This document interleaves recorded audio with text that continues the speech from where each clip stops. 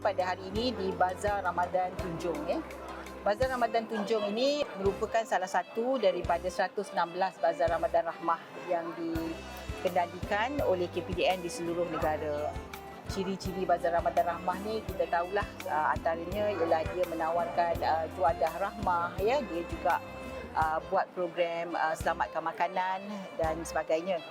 Tapi yang menariknya juga di Bazar Ramadan ini merupakan Bazar Ramadan sebagai anak angkat lah Agrobank ya, sebab ada 18 Bazar Ramadan yang dibiaya oleh Agrobank, di mana peniaga-peniaga di sini ada 140 peniaga ya di sini, di mana 58 daripada penjaja di Bazar Ramadan Rahmah ini menawarkan juadah rahmah. Jadi apabila mereka menawarkan juadah rahmah, kita bagi kad diskaun menu rahmah kepada mereka, dan kita juga memberi insentif RM100 kepada setiap peniaga yang menawarkan juadah rahmah ya di Bazar Ramadan ini.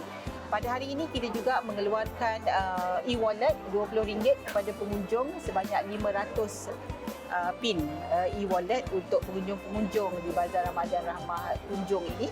Semua penjaja ada buka akaun dengan Agrobank, dan semua penjaja layak untuk mendapat bantuan ya, keuangan, financing ya, apabila mereka berniaga di Bazar Ramadan yang dibiayai oleh Agrobank. Di samping itu, KPDN pula bagi lagi insentif.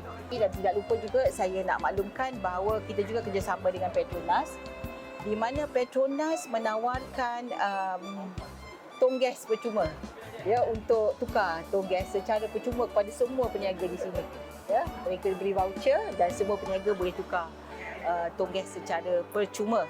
Jadi alhamdulillah, ini saya kira antara contoh-contoh Bazar Ramadan yang kita boleh jadikan model ya di masa hadapan.